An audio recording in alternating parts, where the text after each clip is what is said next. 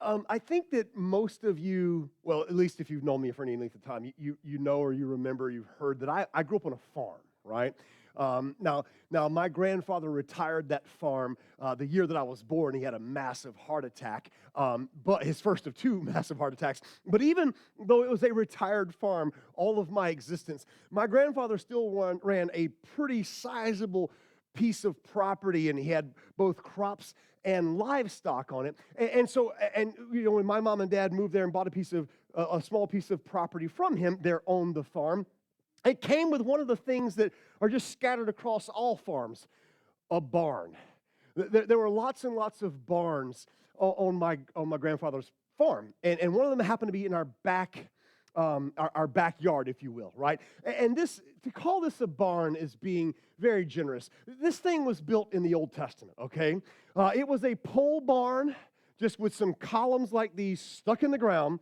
It was wrapped in some rusty metal siding, and it had a metal roof on it, okay? And it was kind of open on one side, and you'd have to go all the way around to the back of the barn to get into the barn. And there were implements back there for the tractor, lots of tools, hand tools. There was even, I remember, a refrigerator, like it was not even working. It was this massive refrigerator that they kept feed in for like the chickens and everything. And so all these various tools and implements were back there, and all the things we wanted to store for just kind of running a retired farm. More importantly, and to the point of this story, this barn was a haven for snakes, okay? My favorite as a child, right?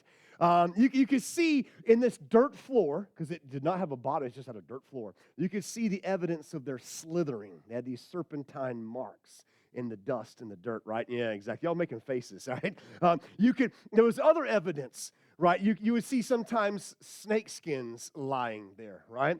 And so just as a little boy, a little guy, my dad would say, hey, run around there and get the shovel. We got to do this. Or, hey, David, go around there and get the hammer. We got to do that. And I'm like, I just freaks me out. I don't want to go around there. I don't want to go around behind the barn. There's snakes. There's all kinds of rats and other little tasty critters, lizards and everything. So these snakes it was a haven. It was just where they would collect. And so every time my dad would send me back there for something, I would freak out. I'd get nervous. I'd get scared. And so I'd say, Dad, I don't want to go. Or sometimes I'd make some helpful suggestions. Hey, why don't we send Michael back there, my little brother, to get the shovel, right? I just want to be helpful. And so my dad, realizing that going around to the barn, I was a little guy, to get something, to put something away, it freaked me out. It scared me. So he says, listen, son, come here. When I was a little boy, I used to get afraid too. But I learned this verse, and it always helped me when I would get afraid. And he says, I want to teach it to you now so that you understand this verse. The verse is, it actually comes from Psalm 56, verse 3, actually. He says, when I am afraid, I will trust in thee. Now, that's my dad, back in like 1981, telling me. We only had one version of the Bible back then, okay? The King James Version. And it's not because my dad was not a seminary-trained pastor and professional theologian. It's because I was little and stupid. I didn't know what when I'm afraid I will trust in thee meant. I'm like, great, Dad. When I'm afraid I will trust in thee what? And my dad's like, no, son, thee is an old English word for you. I will trust in you. You is God. When I'm afraid, I will trust in you, oh God. And so he goes, when I would, be alarmed or afraid when I was a kid, I would say that verse. And I got to tell you something, guys. That became my mantra. That became like a chant. Like every time, I kid you not, every time I would walk around behind that barn to get something, as a little boy, I would say, when I'm afraid, I will trust in thee. When I'm afraid, I will trust in thee. When I'm afraid, I will trust in thee. And I got to be honest with you. It helped. Now, something changed, though. I grew up. I'm not a kid anymore. I'm not afraid of snakes. I don't chase them around and take them as pets or anything, because I'm not weird. That's just crazy. But I'm not afraid of snakes anymore. No, I've traded in those fears of snakes for adult fears. More proper fears, more appropriate fears, like health concerns, or raising a teenage driver, or congregational concerns, or international wars, or economic or racial tensions, or just all sorts of manner of disaster right here in our own nation. I've traded in my childhood fears for adult fears. I outgrew my childhood fears, but I didn't outgrow fear itself. I don't think that I'm the only one here tonight who faces times of fear, right? I can't be the only one. I can't be the only one who has moments of anxiety, moments of trepidation, moments of hesitation, right? Like you gasp and you take a step back and you go, I don't know what to do here. I can't be the only one. Fortunately, there's a collection of psalms in the book of Psalms that speaks directly to this. They're called Psalms of Trust, right? And these Psalms of Trust, there's a whole bunch of them in the Bible. In fact, there's a list of them right there. There's some of them. Actually, there's more than that. But these Psalms of Trust are written so that we know what to do, how to carry ourselves when there are snakes, when there are bad guys, when there are enemies, when the doctor's prognosis is not what you wanted to hear. There's a lot of songs of trust. And I'll say this, you get into this tonight, you're going to think, well, man, that sounds a lot like the Psalms of Thanksgiving that we talked about last week. But let me break it down to you. They are similar. Well, there's a distinct difference between a song of thanksgiving last week and a song of trust tonight. See, last week we learned that a psalm of thanksgiving means there had to be a crisis, number one, and number two, that God saves the day. And so therefore we sing praises to God. We give God thanksgiving. Okay, watch. In Psalms of trust, there's also a crisis. But God hasn't saved the day yet. God hasn't stepped in yet and solved the problem. And so the psalmist, the writer, the believer is left going, all right, God, I trust you. I trust you. And so every psalm of trust includes lots of things. I'm only going to put 3 things here. But every song of trust includes a threat, a crisis, a bad guy, an enemy, whatever you want to call it, a bad guy, a declaration of trust in the Lord, and check this out, a reason, a basis for that trust in God. Now, you probably see here on the screen that famous psalm, in fact, almost inarguably the most famous psalm of all 150 of them, the 23rd psalm. You see that it is a psalm of trust. I'm going to read it to you really quickly. And as I do, see if you can spot the threat. See if you can spot the declaration of my trust in God. And see if you can spot where David says, and here's the reason why. Here's the basis for why I'm putting my trust in God. This is what God's word says, beginning in Psalm 23. It's just 6 short verses. You may actually even have this passage memorized. The Lord is my shepherd, says David, and I shall not want. He makes me lie down in green pastures, right? He leads me beside still waters. He restores my soul. He leads me in paths of righteousness for whose name's sake? For his name's sake, church. He does what he does for his glory. You got that? Okay. Verse 4, even though I walk through the valley of the shadow of death, I will fear no evil because you are with me. Your rod and your staff, they comfort me. You prepare a table before me in the presence of my friends. Wait, sorry. Enemies. What? What? Look at what? You prepare a table before me in the presence of my enemies, and you anoint my head with oil. My cup overflows. So surely goodness and mercy shall follow me all the days of my life. And I like this line. And I shall dwell in the house of the Lord forever. How many of you have ever been to a funeral? Exactly. All 116% of you. Exactly. How many of y'all ever been to a funeral where they read that psalm? Every single one of you, right? For somehow, and I'm not bagging on other pastors, whatever, to each his own, okay, to a certain degree. We just associate this psalm with a psalm of loss, a psalm of death, a psalm of grief. It's what, in every, old military history movie, there's always the Catholic priest there on the seashore, or by the dying soldier. And what's that Catholic priest reading? He's reading not just the last rites, right? But he also reading the Lord is my shepherd, 23rd Psalm, right? I'm not saying, look, can this song bring you comfort? Absolutely. It's God's word, okay? Okay, absolutely can bring you comfort. But I don't think it's a dying song. I don't think it's a psalm of loss and death and grief. I think it's a psalm of life. In fact, I was telling Carol Edie this afternoon, I think it's a song of bring it on, okay? Like this is a song of hope. It's a song of conviction. And at least I see that. We can talk about it as we get going here tonight. But David does a few things here in these just short 6 verses that I think that we should do when we are facing trouble, when we're facing a crisis, when we're facing a threat, when we're facing an enemy. And we're going to jump in here to the middle of this song and then kind of go back. We're going to go in there to verse 4. The first thing that David does is this. He acknowledges the threat. Okay, listen.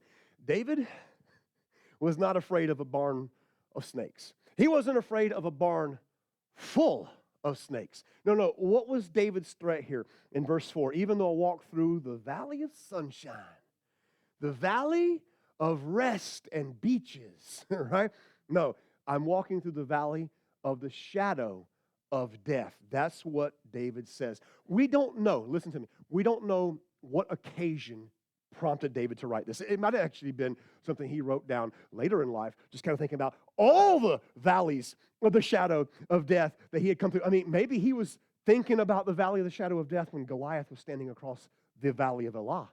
Maybe he was thinking about the valley of the shadow of death when he had to go rescue his father's sheep from the mouth of the lion and the bear. Maybe he was thinking about the valley of the shadow of death when King Saul was chasing him. Maybe he was the valley of the shadow of death after that sinful sexual and murderous affair that he had with Bathsheba. Maybe it was about some of the many wars he fought or the coups that was led against him or some political rogues that were trying to undermine him or something else that's just not even found in the Bible about David's life. All we know is that he's looking on some part of his life and he says it's like the valley of the shadow of death. Think about a valley for a second. This is not a mountaintop. You're down in the bottom. You're in the bottom of the valley, and what's towering over you? Those peaks. David says that the valley of the shadow of death, my moment, my situation, this threat, this enemy, whatever it was, he says it so plagued me that it cast a shadow over me. Think about how close death has to be. Think about how close death has to be for it to cast a shadow over someone. I can't cast a shadow all the way across the room there. I can only cast a shadow on things around me or people around me. David says death was so close that its shadow fell across me. So guys, just so we're clear, this is why, these moments right here, this is why we're talking about the book of Psalms for these few weeks. Look, guys, these Psalms right here, they're the songs of life and death and everything in between. Are there songs of life? Yes. Are there songs of death? Yes. But you're the ... Right now, every single one of you are in the everything in between part of life. You're not being born. You're not dead. You're out here in the fight. Okay? And so we acknowledge the threat. We say, hey, this is what it is. This is what the situation is. There you go. All of us are going to face some sort of threat in our lives. Every single one of us. I have friends, I have family members who have survived or going through multiple, not their first, their second, their third, their fifth bout with cancer. That's a valley of the shadow of death. Cancer doesn't really take prisoners, does it? I have a friend here. Well, he's a friend. That might be a stretch. I met him, and I want to be his friend because he's an awesome dude. His name, he was introduced to me by Angela Florence. He's a friend here, Romy Camargo. He runs a place right here in the hospitals for those with spinal injuries. Romy was injured in the 2008 war on terror in Afghanistan. He's part of the 75th Ranger Battalion, so a manly man's man. Thank you very much. And in a firefight in 2008, he was shot through the neck. And he just dropped, bam. Should have died. His men picked him up, pulled him in, and they kind of hightailed it out. He was flown to Germany, flown to, Reagan, just never, ever not on life support. He's alive and well today, a follower of Jesus, and he and his wife run a place called in step, keeping in step, right here, I mean like a mile and a half from right where we sit tonight, helping other veterans learn to overcome these incredible disabilities, incredible injuries. We talk about a valley of the shadow of death. He was in a valley and got shot by a terrorist. Josiah and I had gotten home. I kind of got home late Thursday night and saw something on social media and left a comment. And then all of a sudden my phone rang. And it's from a dear brother, a younger brother of mine out in Nebraska.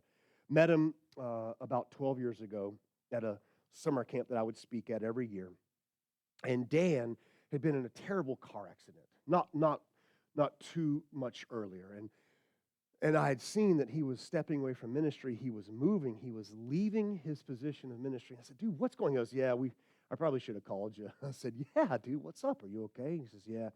He says, as the follow-up from the car accident, he goes, I have these months-long headaches, and I just can't function as a pastor anymore, and I got to leave ministry.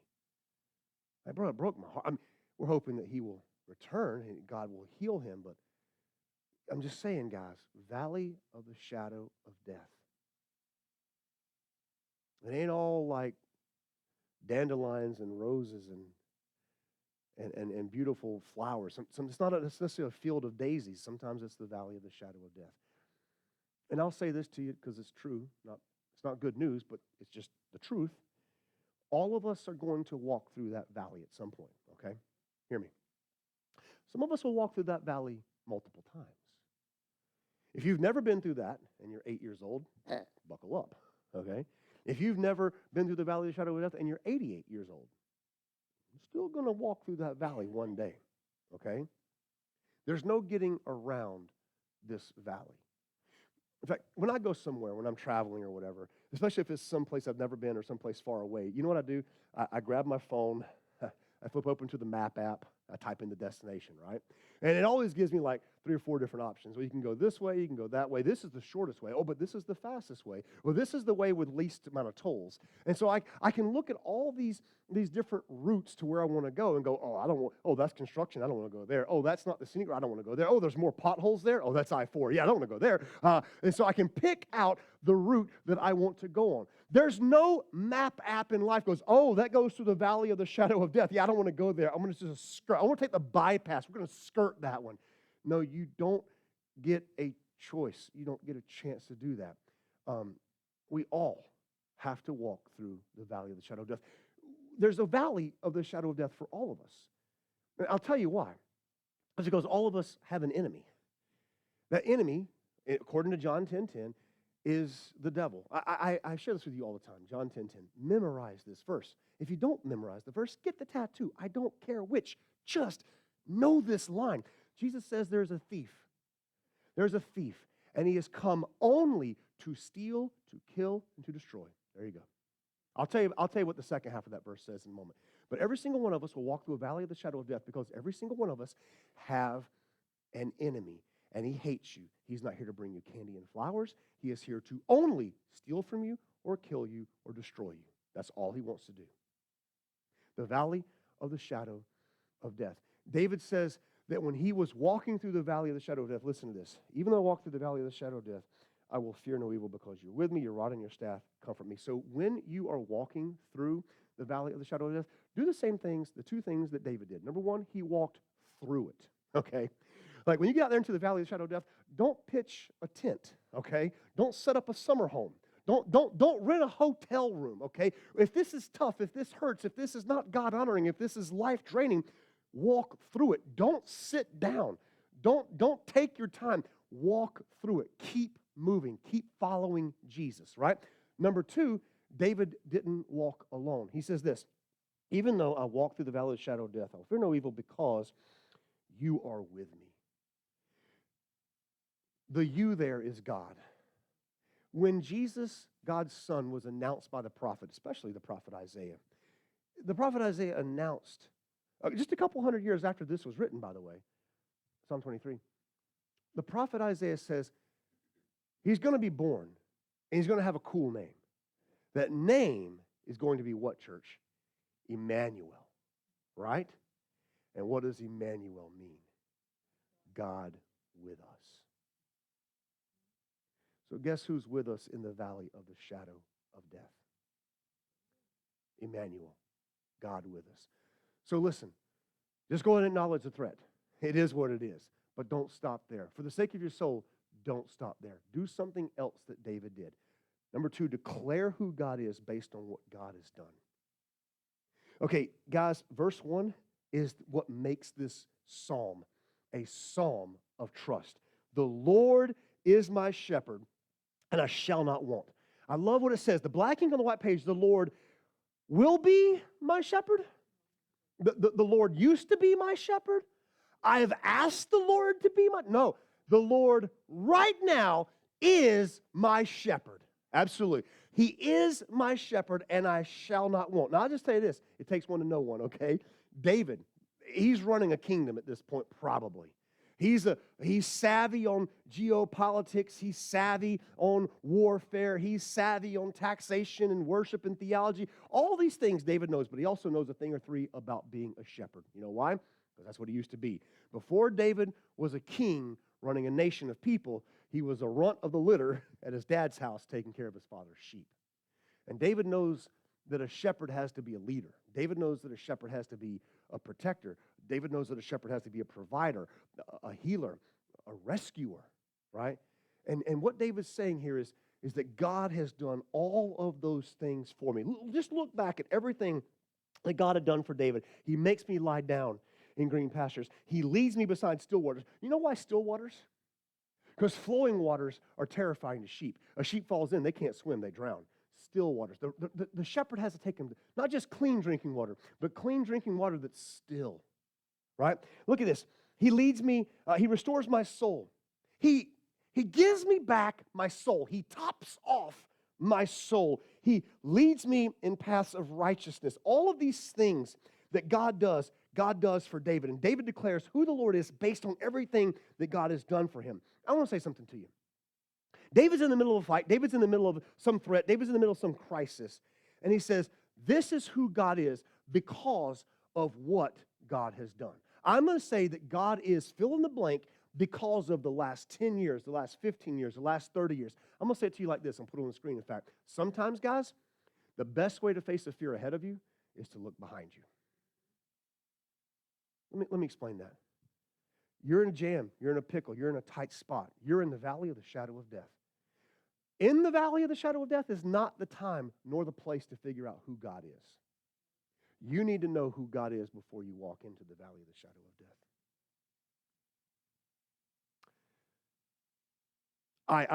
death. I tell this with his permission. A few years ago, since you have known him, Josiah and I were driving home from church one night, and we were coming up to our exit. We only live like 20 minutes from here. And getting off the interstate, and we're talking about the church service. We were talking about the worship service. We were talking about the sermon because he always critiques my sermons on Saturday. You don't have to. You're welcome to. But he always critiques the sermons for me. We were talking about it, and he asked me a question. And I could tell that there was something behind that question. It was a tough question. So I tried to be a good pastor and a good father, and I hit him back with a question of my own. Because I could tell there was something broiling in my little man's heart. This is back when I was bigger than him, okay, a few years ago. And he was kind of beat up about it. I could tell he was torn. I could tell he was twisted. He was really wrestling with something in his life. And I don't know that he knew. Dad, something's off. Dad, something's wrong. And so I did what we got home, and we went into the front room there, the dining room. We sat down. We talked. Man, we talked till past midnight that night. And it was just, Dad, I don't know. Dad, I'm doubting. Dad, I'm struggling. On and on and on. So I did, again, what any loving father or pastor should do. I prayed with him. I prayed for him. I called up, so I cheated. I called up some friends, some brothers, and I said, hey, be praying for my son. Our boy, he's just walking through something. It's tough to be a teenager these days, okay? Can you just be praying for him? And I'd put resources in front of him. I'd ask him, how you doing? I didn't want to nag, but I wanted to show him that I cared and show him that, and I'd do everything. I just kept praying for him, right? Kept asking him, how you doing? No, nothing. Dad, still, it's just, So one day, months later, comes into me, he goes, Dad, can we talk? I said, absolutely, dude. So we sit down and he goes, Dad, I think I'm good. I think I'm okay. I'm like, all right, okay. That's awesome. Like, I did everything I could not to like jump up and give him a big bear hug and a kiss on the cheek. Right? I'm like, well, that's really good, son. I'm glad that your theology. What happened? What happened? He goes, well, I was watching one of the videos on YouTube. I'm like, oh, one of the 30 on Thursdays videos. He's like, no, Dad. It was a video by Alan Parr, The Beat, one of our guys, and he goes, Dad, this issue, this in my mind and my heart, I realize that as I face it, why am I doubting? Why am I doubting God? Because he told me to make a list of everything that God has done, everything that God has provided, everything that God has helped me with. And he's like, I don't know how this is going to end. I just know that who God has been. I'm in the middle of it right now, but I'm looking backwards at everything God has done for me and done for us. And I go, He's rescued me there. He rescued me then. Why won't He rescue me now? Well, amen. Hallelujah. Guys, sometimes the best way to face that trepidation, that fear that's ahead of you, is to look behind you at all the things, the marvelous, good, and kind and gracious things that God has done for you. And there's lots of things that you could list, lots of things. David says his security doesn't come from his ability. David says his security doesn't come from his army. David's security doesn't come from my wealth. David's security comes from having a shepherd. The Lord is my shepherd, I shall not want. David's security is afforded to him by a shepherd who does his job well. Jesus has never said, whoops. Jesus has never said, uh-oh. Jesus has never said, my bad. Okay? In fact, let's talk about that shepherd just for a second. We'll be done in a few moments, but just for a second. The Lord is my shepherd. A moment ago, I referenced John 10:10. I told you I was only going to tell you the first part of that verse. We're going to put the whole verse and the very next verse on the screen here. Check this out. Jesus says these words in John 10:10 and 10:11. The thief, who is who? Satan, the devil, right? The thief comes only to steal and to kill and to destroy. Okay, we got that. But I came, why? So that you may have life and have it abundantly. And in the very next verse, John 10:11, Jesus makes one of his I am statements. He says, I am the what kind of shepherd? The good shepherd. I'm the good shepherd. The good shepherd lays down his life for the sheep. The Lord is my shepherd. The Lord is my shepherd. Guys, I don't know what valley of the shadow of death might be in front of you, but the Lord, who's the shepherd, knows where the green pastures are. I don't know what valley of the shadow of death you're facing, but the Lord, who is the shepherd, He knows where the still waters are. I don't know what your valley of the shadow of death is, but the Lord, who's the good shepherd, oh, He's got a cup and it overflows. He's got oil for your head. He's got His hands that will comfort you. He carries a rod and a staff. You know why I don't fear when we're walking through the valley of the shadow? Because I'm walking with Jesus, okay? Like Jesus says, if necessary, and it was, the good shepherd will lay down his life for his friends. But I know how that story ends. He took his life back up again on the third day. As you walk through your valley of the shadow of death, if your faith and your trust is in Jesus, you walk with a good shepherd, a shepherd so good he will lay down his life for you if necessary. And it was. And is so magnificently powerful, he will take his life back. What in the world has Satan got that will conquer that? What tool, what instrument of destruction that he has that can overpower Jesus? Nothing. Our Lord, who is a shepherd, carries a rod and a staff. He's not afraid of anything. And as we walk with him, we not need to be afraid either. Can I just ask you a question before we move on? Who is God right now? You don't have to answer out loud, but answer the question in your own heart. Who is God right now? I'm telling you to declare who God is based on what He's done. Who is God to you right now? What's His name? My second question is, why do you call him that? What's the reason? What's the basis? What has he done for you? If you don't, I love you, but if you don't have a name for God, and you're in the valley of the shadow of death, it may be because you don't know God. And if that's the case, listen to me. Right where you sit right now, call out to him and say, Jesus, forgive me. I want to know you as the good shepherd because I'm in it. I'm in the valley of the shadow of death. Help me. So just go ahead. Acknowledge the threat, but don't stop there. Declare who God is based on what he's done, who he has been. And then lastly, do this. Remind your soul of God's promises.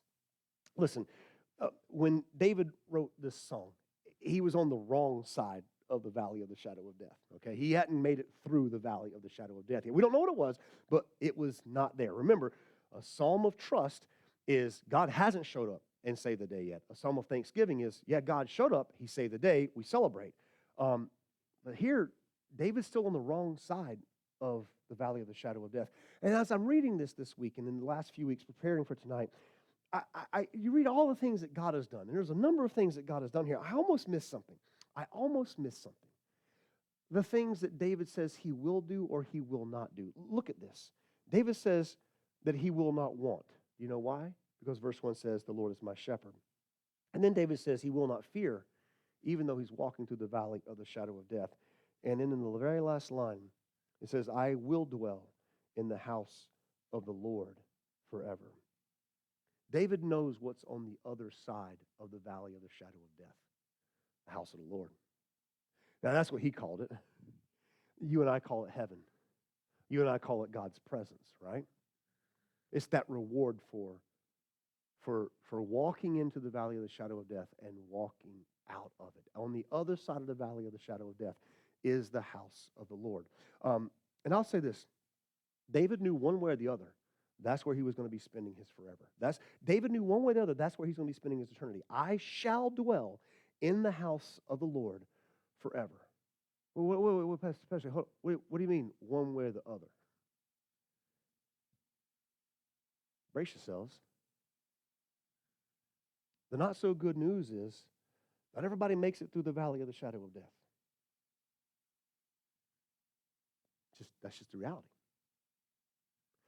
Some of us walk into the valley of the shadow of death, and we don't walk out. Thousands of Christians died today who didn't plan on dying today. That's the truth. Can I ask you a couple of questions? For some people, they do make it through the valley of the shadow of death. Can I ask you a couple of questions? If David makes it through the valley of the shadow of death, does he dwell in the house of the Lord forever? Yes or no? Yeah. If David doesn't make it through the valley of the shadow of death, does he dwell with the Lord forever? Yes. I tell you that because it's true, but I tell you that because of the power and the majesty of God. The truth is, not everybody makes it through the valley of the shadow of death. We've all lost people. There are threats. There is an enemy. Death and life is on the line. We know this. But our God welcomes us. Our God invites us into his house forever when this life ends. So in some regards, this is not meant to be fatalistic, but in some regards, are we not freed up to then say, because the house of the Lord and the presence of my God forever, can we not say, then so what? So what? Who cares what happens here to me? Who cares what happens to us?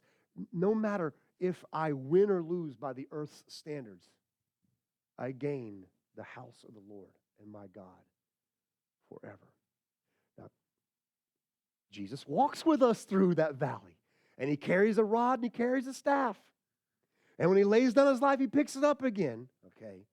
I'm not backing down off the victory of Jesus. I'm just simply saying that if you don't make it through the valley of the shadow of death, the house of the Lord and an invitation to eternity is still ours nonetheless.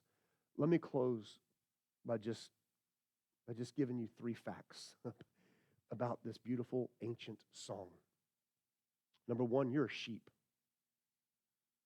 That is not flattering. If you know anything about sheep, not a good thing, okay? Basically, the Bible is calling you dumb, okay? But let's be honest, you look in the mirror lately, I mean, we can be, right? Psalm 23, you're a sheep. Number two, there's a wolf. There's an enemy. There's a valley of the shadow of death, okay? And so number three, you need a shepherd. You need a shepherd. You need someone who will lead you, who will guide you, who will protect you, who will heal you, who will protect you, who will just do everything that a shepherd does for a flock. You need Jesus. And so as we just close our eyes and bow our heads here, I'm just going to pray for you, pray for each and every one of us. So if you would just bow your heads and close your eyes, we'll do that together here.